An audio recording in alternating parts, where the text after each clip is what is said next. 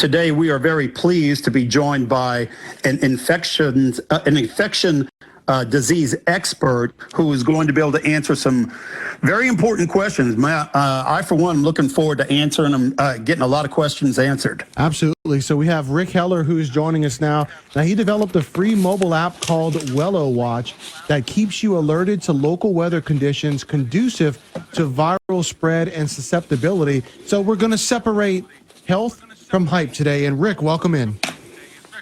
Thank you very much for having me. All right, so Rik, let me ask you this. I'm going to go right off the bat with this one. This is something we've talked about here on the show, where people have brought up, and I don't know if this is a myth or not, that they believe that warmer summer weather will kill the coronavirus. Like I said, for some, it's an assumption that this will be the case, but is it really true? Well, I think the idea is true. It's correlated. It's not causal. So what's really going on is with warm air comes moisture, and we call it relative humidity outside, and it's the feeling we get, the swampy feeling we get, as opposed to the Phoenix hot, dry. So as it turns out, air in the winter is the driest time of the year, and that's indoors, outdoors and indoors. So indoors, we set the thermostat to a certain number, and that dry air still comes in. We're not shutting that out, and the only way to shut it out is to humidify. So the answer to the question is with the hot air comes the moisture, and yes, with the moisture, it will in fact make what's called friction to the epidemic. So the epidemic will slow down. That doesn't mean we all get to go kumbaya hand by hand again. I don't know what that's like, but it will reduce the spread. So let me ask you this, and I know Shannon's got some questions that I want to get Shannon in, but I want to follow up. So are you saying for here in Louisiana, where we are known for having that swampy, humid, nasty weather that we complain about so often, is that actually to our advantage? And I know we're taking out people getting together and, and location, if you will, like, conducive to airports and people being together and, population and such. But are you saying that a climate like ours is actually better suited to kill the virus or slow it down eventually than a dry heat place like you mentioned with Arizona? Well, I won't comment about Arizona, but I'm very familiar with the Gulf Coast. I grew up in Florida. And yes, it is very conducive to not being affected by the epidemic as much. Wow. And I can tell you that with flu, it does a much better job. The coronavirus is highly infectious, and it's highly infectious at a much higher humidity. But there is a point at which it's far less infectious. So what happens on a dry day, like take Mardi Gras, for example. So you didn't know it, but Mardi Gras, 3 days, one day before, one day after Mardi Gras, it was the 2 driest days I've seen of the year. And that's in what's called absolute humidity or dew point. Don't look at relative humidity. And so what happens is indoors when we're all partying and having a good time, the air conditioner is on also. That's drying out some air, but it's already dry to begin with. So all that outdoor dry air becomes indoor dry air. And whoever was sick, it could have been 1, it could have been 2 or 3 people, that just started spreading like a fire in a dry forest. Okay, Rik, great information. Appreciate that. What I'm curious about, your opinion, is now we're starting to see some numbers about how the black community is being infected at a much higher rate than the white community. In Illinois, for example, the African Americans only represent 15% of the population, but 42% of the people that are infected are black. In Louisiana, here where we are, African Americans only represent 33% of the total population, but 70% of the infections are with the black community. There's a lot of opinions going on about that. I watched an interview earlier today with Van Jones. He pointed out some of the reasons that we can assume that this is happening, like much of the black community is underinsured, and many of them are already suffering from ongoing health problems like high blood pressure. And so when they have an pre-existing condition, they are more susceptible to the disease. Now, what is your opinion about how this is so disproportionately through racial lines? Well, in other studies that I've done unrelated to this, I understand the problem they call comorbidities. So the black population would be more susceptible not by race, but by economic. And so that would follow that they would be more susceptible. And along with that, of course, sadly, is death and hospitalization. But then the problem with hospitalization is that insurance problem. And we don't have health care for everyone, so a lot of people are left on their own devices, unable to get health care. Okay, so, sounds great. Go on, sir. What you recited was perfect. I mean, that was everything that we've been looking at. All right. Okay. Mm-hmm. You got another question, Shannon? No, go ahead, Bree. All right. So we are speaking with an infectious disease expert, Rik Heller. And so we've been talking about the humidity in Louisiana and how that could play a role in the future in dealing with this disease. Now, let me ask you this. There's been some discussion because we all talk about social distancing and making sure that we stay 6 feet apart from people during this coronavirus pandemic. Is 6 feet actually enough? Because I'm starting to hear that we're supposed to be keeping maybe a 24-foot radius from each other, which kind of seems impossible. Okay, so it depends. Don't you love that answer? Yeah. What's happening? Are you a politician also? No, actually, okay. That's part of science. It depends, I hear you. and here's what it depends on. Mm-hmm. What I was talking about, wet and dry, moist and dry. First of all, we're in the summer, so all over the United States, we're going to have what we call on Wello Watch green days. That means that the moisture is fairly high.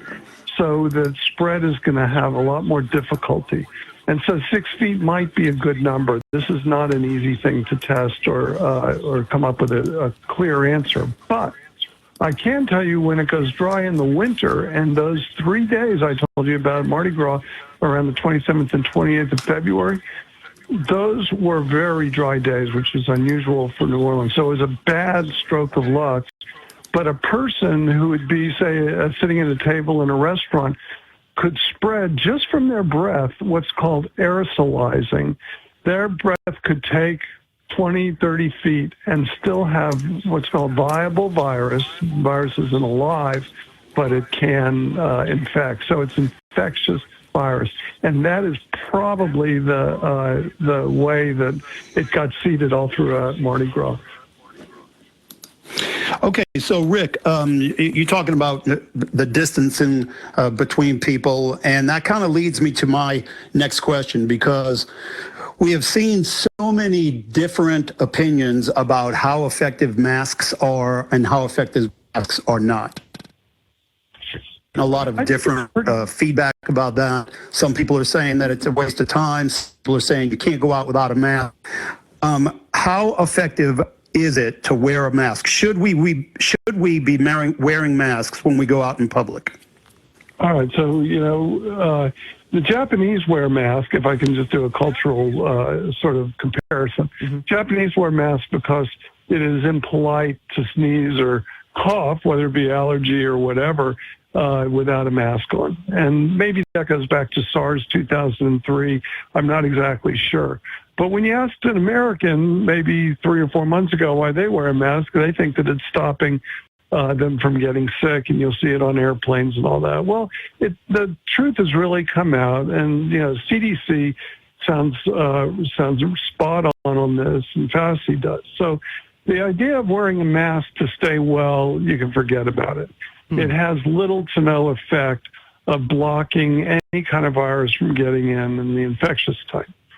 On exhalation, if you're sick, the mask does 90 to 99%, depending on the material and the weave and things like that, 90 to 90% stop. to the virus. Now, they're very highly infectious, so you want a 99.9, 99.99, but it's still a benefit. Knocking it down 99% is a benefit. So the second thing is that there's a concept of asymptomatic spread. I'm not endorsing that concept because I really haven't seen the science come out on that. But it's the idea where we feel great, we're walking around, and lo and behold, we've got COVID and we're just spreading it all around. Mm-hmm. If that's true and it's coming out of our breath where COVID comes from, then the mask would actually knock it down 90 to 99%, say. So you wear the mask for the other person in case this is true about asymptomatic spread. Okay, so it does play a role. You're not really wearing it to protect yourself, but if everybody wore it, then the people that are infected unknowingly are reducing the risk for everybody around them. Is that correct? That's correct. If asymptomatic spread is, a significant contributor to this epidemic. We believe it's aerosolization, but, symptomatic spread is just, it's like the Walking Dead, but you can't tell one from, one from another. You can't tell the Walking Dead. So sorry for that analogy, but it sort of makes sense. Yeah, geez. Well, I thought Shannon would appreciate it. He loves the Walking Dead. Go easy, Rick. Well, we're all innocent in this. And we don't have all the facts straight yet, and we don't have enough testing, and we're getting testing, but it's not good enough. But what we are getting is we're getting to find out, probably in about a few weeks, we're going to find out what the real population that got COVID is. Mm-hmm. And it could have been much bigger than we thought. It could have been double, triple what we thought, which is a whole lot more in disease spread. Well, let's go a little bit farther than just a few weeks, because there are a lot of people that are very concerned about COVID-19 making a powerful comeback in the fall. Is that something that you're looking at as a reality, that COVID-19, we get it under control for now, but then it makes another comeback when the fall hits? I'm afraid so. It's a seasonal disease, it would appear. We said that back in January when it first arose. It worked all our models in Wuhan, and our models are international, and we saw it. We even saw it end about February 17th. So all the spreading that went on in Wuhan and all the work that they did, all the damage was already done on the 17th, and not much since then. Where New Orleans got to the 27th and they got some real damage, and I'm talking about low moisture. So I'm afraid that if we don't get a vaccine, some therapeutics, I don't know what to tell you, but we're going to see a resurgence of this. This is exactly the way flu operates. It's the way the norovirus goes, and it all has to do with indoor dry air, in our opinion. Wow. Okay, so if it returns in the fall, will it be weaker, or will it be stronger, or will it have the same effect? Well, the viruses do change; they shapeshift, and it's called drifting. So, and that's usually with respect to vaccines. So, if this virus, and they already found 2 strains of it now. Remember, there's only 6 technically coronaviruses. Technically, there are only 6 right now, and that's why they call it novel, because they haven't seen this one. So the answer to your question is that assuming that everything stays the same, it's going to be as infectious. It's going to spread as badly in these areas our app calls red areas or red times of the year. And these are days. In New York, you get a lot of them. In Louisiana, you get very few of them. So you will see spreading there. But the problem with Louisiana is that people want to go to New Orleans. So they were traveling down, and they got it there, unfortunately, and then they brought it back. So we're always going to have this. Even though airplanes aren't flying now, people are still going to cross country in cars and whatnot and transport it. So let me ask you this, Rick, and speaking with Rik Heller, an infectious disease expert. Talk to us before we forget to ask you about the Wello Watch app and how this can help keep people protected from the coronavirus. Okay, so the Wello Watch app is free of charge. We don't want your email and we don't want your credit card. It's just download it. It's really cool. It's one word. It's on iPhone and Android. And just hit the map button, pinch it so you can see the whole world. It'll come up probably in Lafayette if you're downloading it there, or Baton Rouge if you're downloading it Baton Rouge. So it kind of knows where you are. And then it shows you what kind of day it is, a green, a yellow, or a red day. So my wife and I, what little we'll go to the grocery store, we won't go on a red day and probably not on a yellow day. So when it comes to commercial buildings, we won't go in these things or be around people on those days, because that's the day that a sick person could be walking around spreading this. On a green day, we're less concerned, the 6 foot distance makes sense. Back to the 6 foot thing, 6 foot versus 30 feet. I mean, you can't see 30 feet in a Walmart store. It's over across the aisle and all that. So you don't know what's really next to you when that happens. So that's why we picked the green days for that. And there just happen to be high moisture days. Rik, okay, so a few minutes ago we talked a bit about masks, and that's very informative because, like I mentioned, we're getting a lot of mixed opinions on social media, on the news, and people are just easily confused.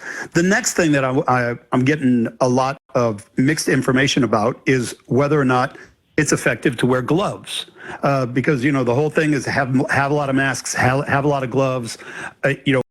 If gloves are effective, how? And if they're not effective, how are they ineffective? And if they are effective, how should people be using them responsibly? Well, I should have a better answer than this, but this is the best I have. I personally have a problem with the whole concept of gloves, because my hands are not going to get an infection unless there's an open wound. So let's just say that you have, a hangnail or something with a little blood coming out. You're susceptible there. So wear gloves to keep what they call fomite, which is basically virus in a droplet, off of your hands. But otherwise, I don't understand this. The whole idea behind washing your hands or putting on gloves is so you don't touch your face. Your face is vulnerable. The little inside of your eye, the conjunctiva, these are areas that you infect yourself. So you push an elevator button that some sick person had pushed or breathed on, and then you go rub your eyes. Now you're infecting yourself. And that's one of the modes of infection. That's the way it works in Florida and Louisiana, is mostly through that fomite hand stuff.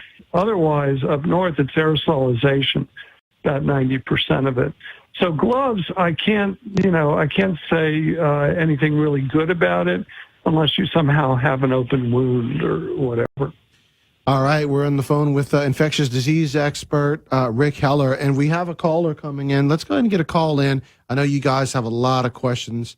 Oh, wow, we just lost him. Okay, well, I'll tell you what, I'll try to get him back on during the commercial break. Caller, go ahead and stay here.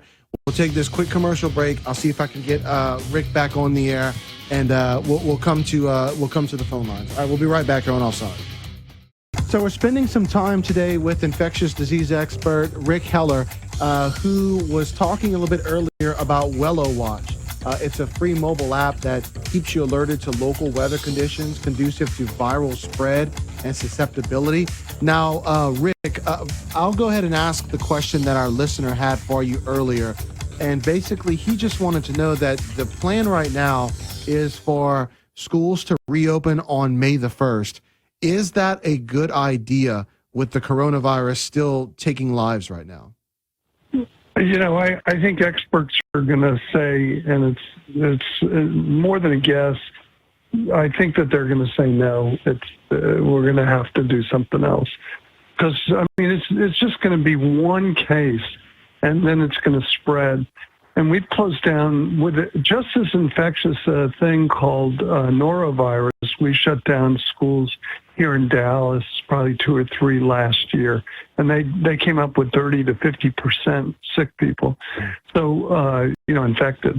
So I don't see how you can take that kind of risk that soon.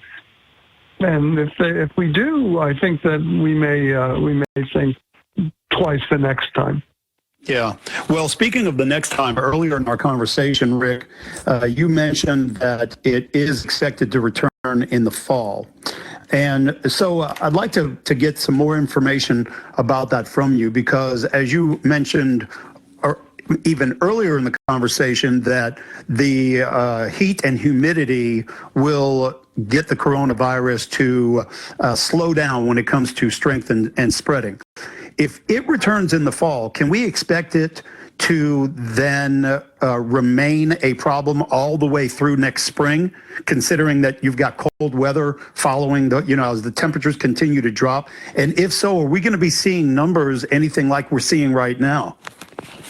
Well, first of all, we've done a very good job, however you want to look at it, in keeping the numbers very low, because this thing is so infectious.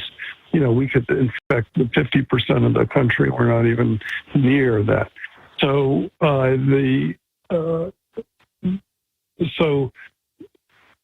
I'm sorry, I lost track of your question. Okay. What I was asking is, and you're right, I agree with you. I think that the country has done an excellent job in getting this under control, as unpleasant as it has been.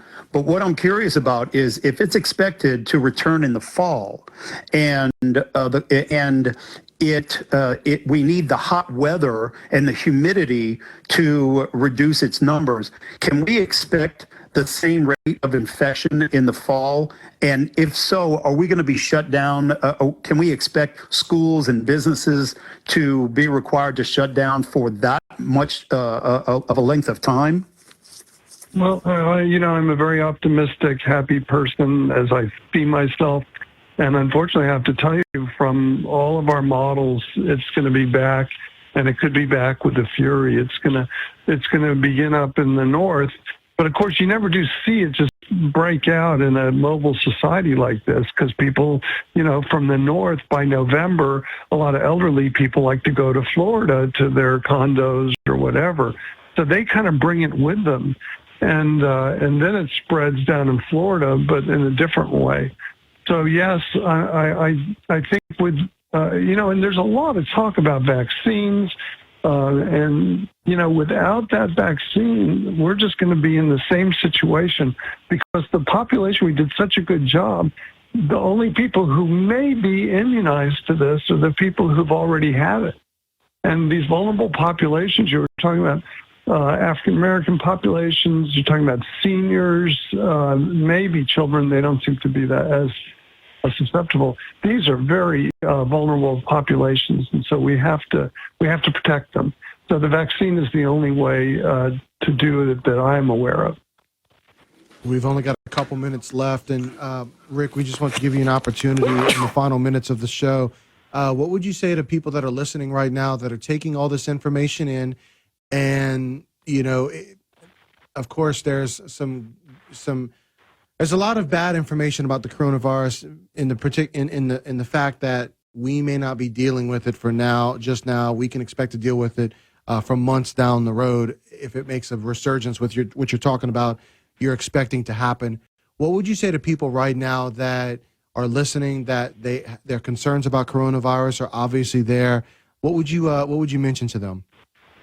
Well, the first thing is so obvious. I hate to even say it, but it's to hydrate. Your immune system and all our bodies are, 60-70% water.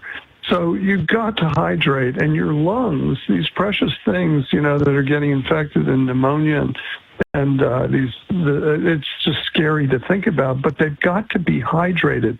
And you don't get hydrated by drinking water. You get hydrated by drinking water. It goes to your bloodstream, and then it sweats into your lungs. It takes about a half an hour for a glass of water to hydrate your lungs. And there's a genetic suffering that's called cystic fibrosis. And it's really a dehydration type of disease, and they can't keep water, so they have what's called sticky mucus. Anyway, the end of this story is to stay hydrated. That is the best thing for your immune system. And then secondarily, if you get any kind of infection, such as flu or COVID, God forbid, any of these things, the over-the-counter medications may contain what are called antipyretics, ibuprofen, naproxen. These are for comfort. So you better weigh your comfort against taking your fever down, because your fever is very important. Your fever is the thing that gets rid of the virus. And so that fever is not the thing to fight. That's what is appearing to be the biggest problem amongst some of the suffrage and also the deaths. Wow, that's really interesting information and great advice. Real quick question, because I believe we're running out of time. Yes. You mentioned a vaccine. When is it practical for the public to be able to expect to actually have a vaccine? Well, the arguments are going on because they're being very careful. It takes clinical trials, random this and random that. And so, I've heard things about a year and a half on the pessimistic side. And then people are announcing already that they have something ready for trial. So, there's going to be a rush, and it's hit or miss, and we just pray for a hit. And so 3-4 months would be just like a miracle. And a year would be sensible. And then there are people who say, we've been trying to get rid of coronavirus with vaccines. It's called the common cold. One of the many common colds is a coronavirus. We've been trying to get rid of the common cold for years. Can we really make a vaccine against coronavirus? So I've just given you the entire spectrum to worry and pray for a miracle, and it may never come. So I'm sorry, but that's how we see it in science. Well, look, we appreciate you giving us, the truth. I mean, that's what we wanted here, was the truth from you. And I think there were some good things to take away from this, absolutely, in the midst of the unfortunate reality of the situation, which is we could be dealing with coronavirus for, a good bit. So Rik Heller, who is an infectious disease expert, has been our guest here on All Sides. And sir, we really appreciate your time today and your insight. Thank you very much. Okay, Rik.